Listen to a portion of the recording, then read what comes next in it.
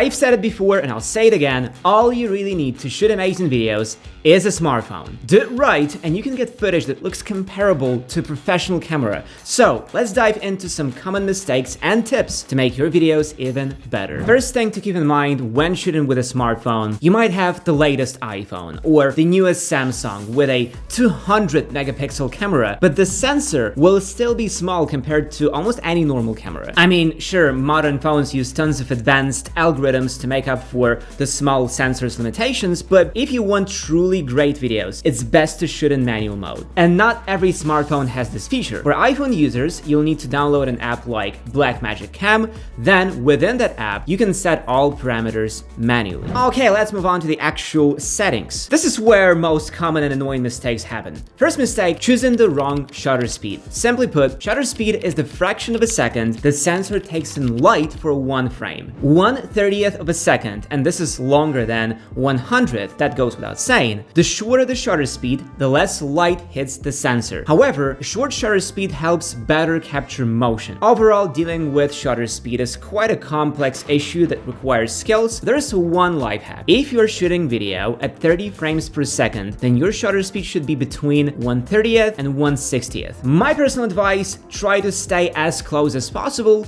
to 1/60th. This way, the videos will be the most detailed, and if you are shooting slow motion video at 120 FPS, then set the shutter speed to 1/200th. Another important parameter from the same category is aperture. In most smartphones, you can change it, and it's fixed for each camera module. However, in some smartphones, like Xiaomi 13 Ultra or Samsung Galaxy S9, the aperture physically changes. So if you're the lucky owner of a phone with an adaptive aperture, by reducing or increasing the aperture value, you can regulate the amount of light the sensor gets. And the last of the crucial parameters you should think about first is white balance. An incorrectly chosen white balance can completely ruin the color of your videos. White elements will become yellow or vice versa. Usually, smartphones automatically choose the white balance, but they do it based on averaging out every single frame and setting the white balance for it. Because of this, videos can have inconsistency in how they look, and this is super annoying to deal with during editing and color grading. But even if you slightly messed up these parameters while shooting, you can still salvage your videos and fix everything using Movavi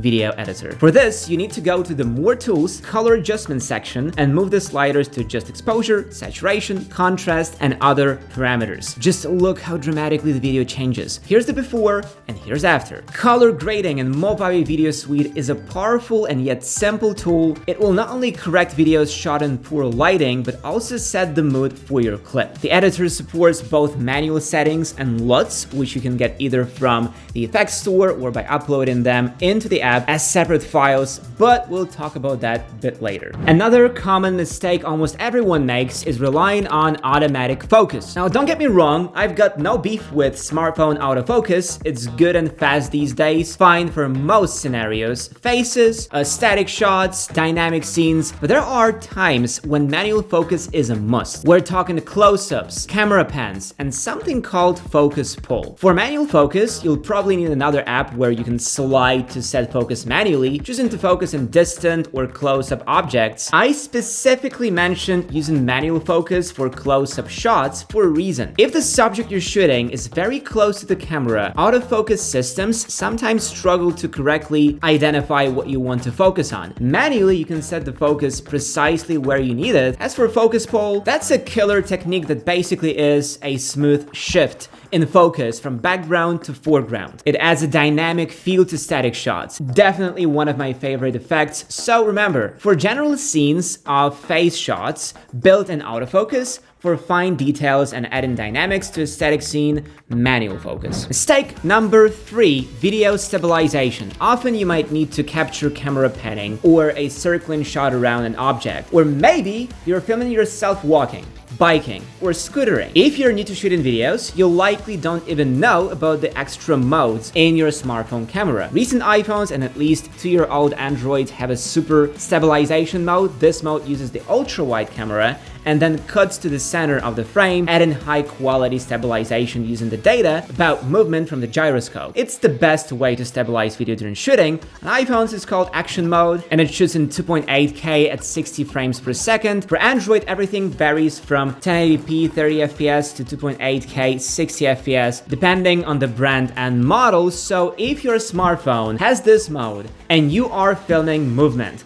I recommend using it. But what if you don't have this mode? No worries, this problem can be solved in two ways. The first one, buy a stabilizer like DJI Osmo Mobile. It's not too expensive and gives great results. If you go this route, remember that these stabilizers offer only 3-axis stabilization, so if your hands shake up and down, the camera will still shake a bit. The second way to stabilize your videos is to use the built-in stabilizer in Movavi Video Editor. To stabilize a video, you need to go to the same More Tools section, then Stabilization. Artificial intelligence will analyze each frame of your video and choose the best stabilization method, turning shaky video into something smooth and pleasing to the eye. Look, before and after. The camera hardly moves. And there are so many cool features like this in Movavi Video Editor, and for dessert, get everything you need to create awesome video projects easily with the brand new Movavi Video Suite 2024 annual plan. Hit the link below and grab your do-it-all video making bundle at a special 15% discount with a promo code VLOGMAJOR. It's a limited time offer, so don't miss out. Overall, I believe that software stabilization should be applied to any video with camera movement, even if you're using your smartphone's built-in stabilization or an external stabilizer. You can't have too much stabilization. I should also talk about choosing the right video codec. Simply put, codec is a way to encode video. The codec you choose affects the quality and size of the video. By default, all smartphones shoot in H.265 or H.264. This is a very efficient codec that keeps a lot of detail while offering efficient compression. When it comes to codecs, iPhones do it best. Pro iPhones can shoot in ProRes codec, where 1 minute can take up to 6 GB. This codec hardly compresses the video, keeping most of the detail. So if you can and have enough storage,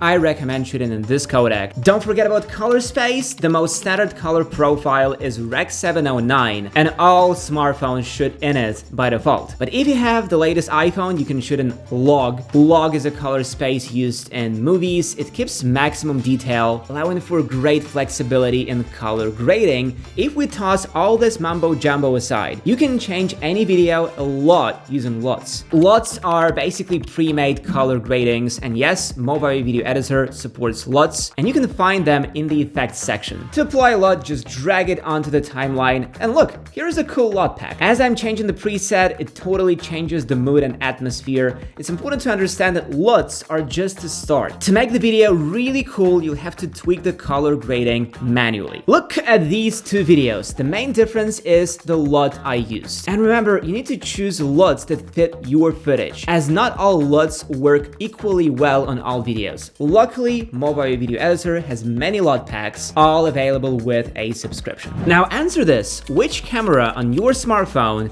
are you using for filming? If you're using the front camera, I have bad news. Your videos aren't looking good because of that. To get the best quality, use the cameras on the back. The sensors are much better there, but there's a problem. How will you see yourself while filming? If you have a Galaxy Flip or Fold, you're lucky. For iPhone users, two options. First, use the Apple Watch. You can open the camera remotely from the watch, strap the watch to the phone, and use it as a monitor while filming with the back camera. If you don't have a watch and you're filming at home, use a laptop as a monitor. Just mirror your screen to your MacBook. If you have a Windows computer or an Android phone, try the Let's View app, follow the app's instructions, and you'll be fine. Filming with a phone is a great solution for the majority of people. The phone is always with you, always available, and the video and sound quality are usually quite excellent. If you're just starting your channel, there is no need to invest in an expensive camera. Just grab your phone and press record. And to improve your videos even further, be sure to watch our videos. Click here and here. Thanks for watching, and see you in the next one.